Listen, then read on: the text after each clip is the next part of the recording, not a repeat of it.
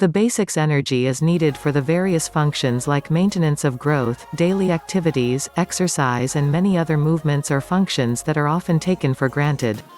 These are shared between the two energy systems. In today's world, seldom do any health and fitness plans work.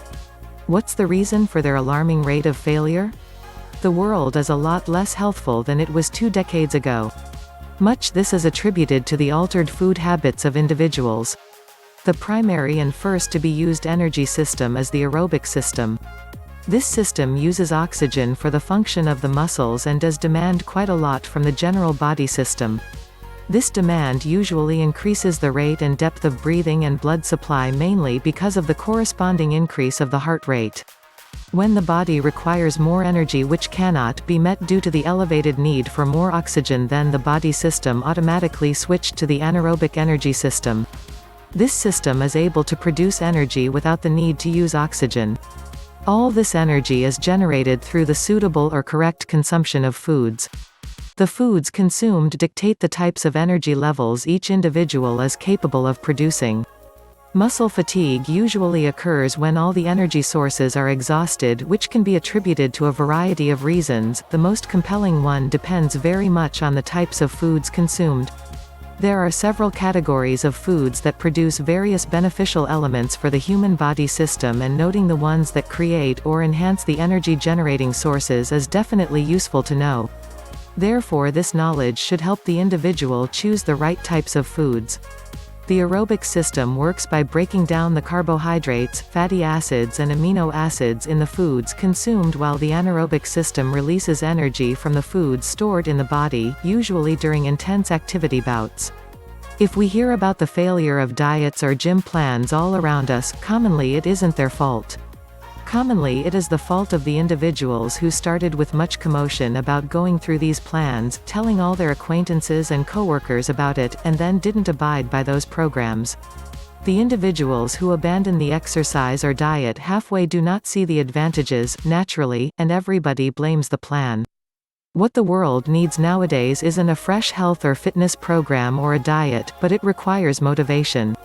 It needs the correct sort of mindset to follow through with whatever plan they have chosen to the very end. If they can do that, most of the health issues that are related to lifestyle situations will get to be outmoded. And we don't have to visit the corners of the earth to discover this motivation.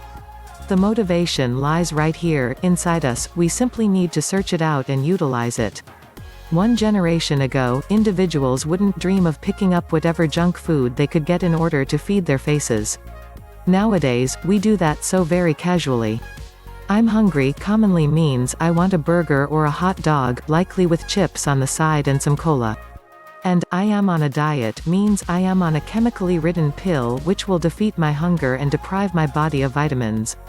It's genuinely no wonder that we are facing so many health issues today. Our health is an indicator of what we consume. The sorry condition that we're living in isn't an individual problem, it's a global issue. The world as a whole is eating incorrectly. 6 in every 10 individuals in the US is overweight, and the number is going to be 8 in every 10 individuals by the time we hit 2015. Are we truly thinking about this? We aren't. Even as you're studying this ebook, you likely have a packet of chips on the side.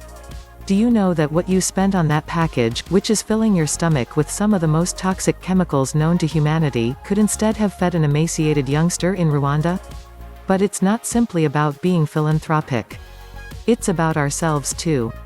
Yes, we have to be selfish. With such appalling health figures, aren't we heading for doom? We're definitely not eating right. Whatever excess baggage that brings, obesity and the assorted ill health in its wake, we have to be prepared for it.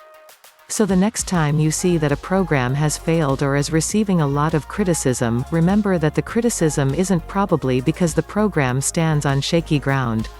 In most cases, it is because people began with great intentions and then did not follow the program as they should have.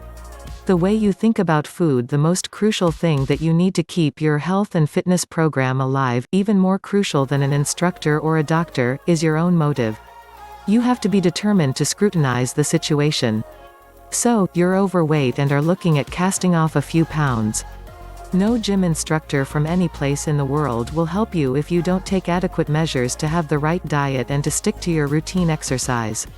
Even if you're sick and are looking at treatment, no physician will help if you aren't determined in following the treatment platform, whether it's taking the medication at the correct time or abstaining from some foods. We have strayed horribly with our eating habits thus far. Unless we take stock of the state of affairs and take matters in our own hands, matters are not going to get better. The number one thing is awareness. We have to learn what foods are correct for us and what are not. We have to go back to training and comprehend what the nutrients are that your body truly wants and in what amount. Then we have to build a dietary regimen for ourselves and our loved ones so that we eat healthier. We have to cut down on all the foods that are adverse, the sugars, the fats, the carbohydrates, we don't truly want them, and incorporate foods that may boost our health. This does sound too preachy, I understand. But that's the only reprieve we have got. If we continue munching on Oreos, we're never going to get better. But there's hope.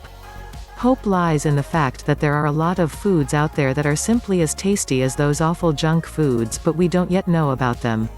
These are the foods that we don't know about yet, we likely don't care for them or as we don't know how to fix them, but a healthy cookbook may help you in understanding assorted interesting ways to healthy cooking. Even with the same sort of diet you eat, you are able to conjure up some really delicious healthy dishes. Yes, it's all very much possible. You are able to modify your eating habits to a big extent, while at the same time attending to your palate. The fact is that the weight loss industry is responsible in a really significant way towards this downfall of the developed human race. They have to keep selling their Atkinses and Jenny Craigs and Zones and Medifasts, and for that reason the media never tells you how we may in reality take things in your own hands. They show us glitzy before-after pictures of a person with a foot-long sub and then the same guy with six-pack abs and tell us that the diet made that possible. However, the fact is, if we were to get our head together, we may very easily do that too, without having to spend thousands of dollars on those diets. And what do we have to do? Two general things: control what we consume. Indulge in physical exertion. Now, is that too much to accomplish? Don't we owe that to our body that has served us so well all these years? Don't we owe that to ourselves and our loved ones?